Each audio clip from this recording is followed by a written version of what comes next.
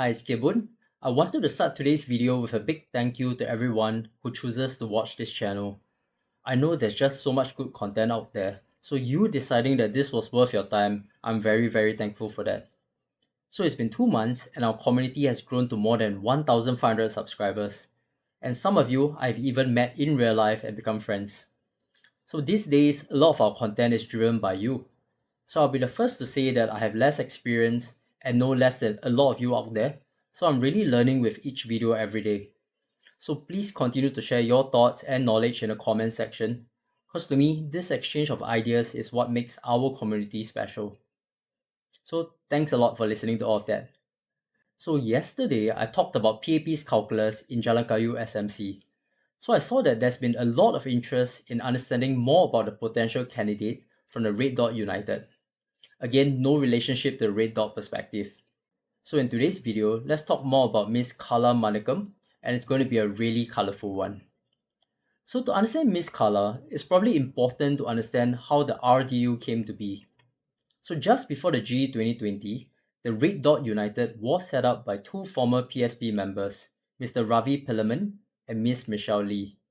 So both had left the Progress Singapore Party under somewhat acrimonious circumstances, and this will be important when we discuss Miss Kala. An anonymous video made accusation that Mr. Ravi, among others in the PSP, had been funded by foreign sources. So the leak was discovered to be from an internal personnel, and Mr. Ravi was said to have left PSP because he was unhappy with the party's handling of this incident. So for Miss Lee, she had left PSP only 2 months after being appointed vice chairman. So while she cited family commitments, there was speculation that her departure was due to disagreements about central committee appointments. So why am I telling you all of these grandmother stories? Because Miss Kala herself was a former PSP member and even sued the party in 2021. So you could say that the RDU leadership and Miss Kala are likely to share a bond stemming from that common experience at PSP. So we'll go into all of that, but let's first understand who Miss Kala is. So she's a 57-year-old specialist educator and business owner. She's also a single mother of a 16-year-old with a master's in lifelong learning. So at face value, Miss Kala doesn't seem to be a particularly outstanding candidate. But my impression changed after I did a profile of the potential PAP candidates for Jalan Kayu. If you haven't checked out that video, I'll have it in the links above and below. And I realized, oh man, she is the perfect counter candidate to ex-minister Ng Chee Meng if they went toe-to-toe. And I bet you are just as surprised as I am.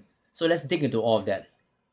So Miss Kala was formerly from the SAF, and she was part of the pioneer batch of female commissioned officers, and was one of the platoon commander of the women's wing in the OCS. So in a Facebook post, she shared that her military career was a dream driven by her time in the NCC back in school. So if this narrative is shaped carefully, this could be the perfect foil to Mr. Ng Chee Meng, who was chief of the defense force. So imagine a story of David versus Goliath playing out in Jalan Kayu. That could play well with voters. So moreover, she could further play up that underdog card with her campaign platform. So in a recent interview, she highlighted that she noticed a lot of young families in Jalan Kayu. And they got children, and I could feel the pressure the parents are going through to bring up children in terms of academic and also in terms of what they call tuition, the amount of money they have to spend, and also the stress level of kids nowadays is really accumulating. So this was a clever play to highlight that she understands the plights of parents with children. So this card can be played up by contrasting with Mr. Ng's failure to win Sengkang GRC, which also had a big young families demographic. So in fact, Mr. Ng's all-male team in GE2020 and not able to fully demonstrate that they understand a family nucleus which consists of a father and a mother would further distinguish her platform. So in that same interview, she advocated for more balanced education system.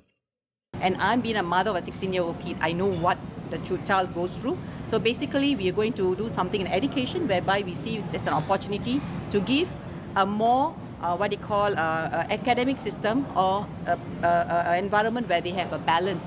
Why? Because the mental well-being of the children, not only children, teenagers and adults are being affected. You know who was the ex-education minister back in 2015 to 2018? You guessed it.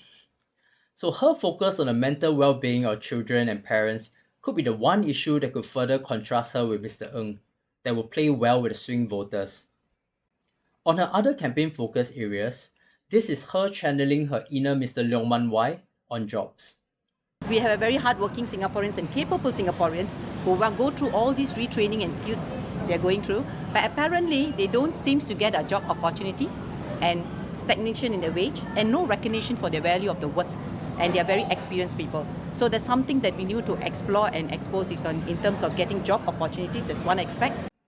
So underemployment, you may remember, was the topic that got Mr. Leong Man Wai from PSP and Manpower Minister Tan See Leng into that Cantonese incident. If you haven't seen it, you absolutely should.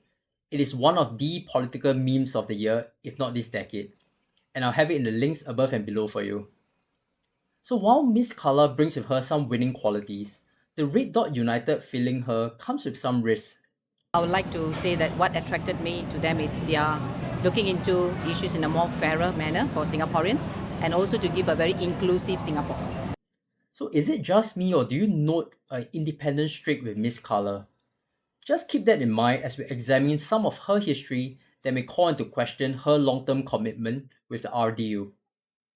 So first, we have to examine why she was dismissed from the PSP in 2021.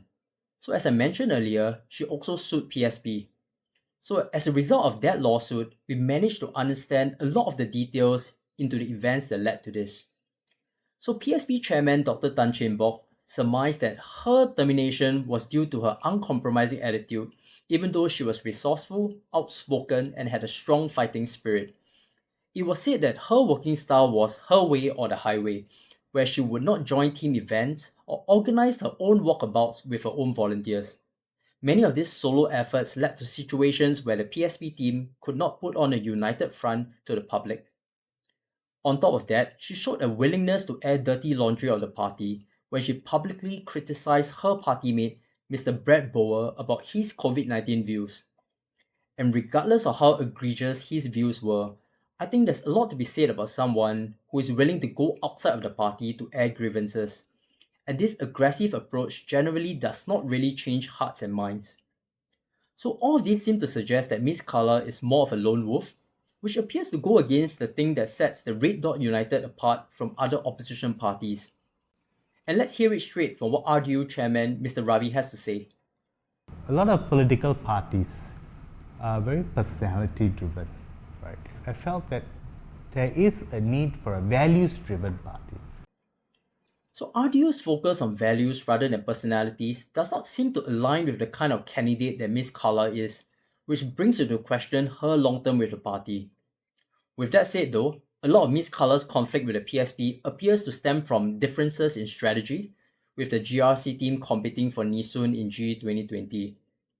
Now that she is potentially contesting for Jalan Kayu SMC, where she is very much the face of the contest, this solo situation may be more suited for her temperament and working style within a political party.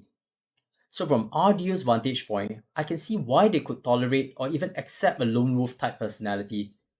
If they could win a SMC seat in only their second election showing, that would set the party up for decades to come. Well, that's what we have for Miss Kala. When I started, I did not expect to find that much depth into a candidacy, so this was a pleasant surprise. So what are your thoughts about her and the Red Dot United in this potential contest in Jalan Kayu?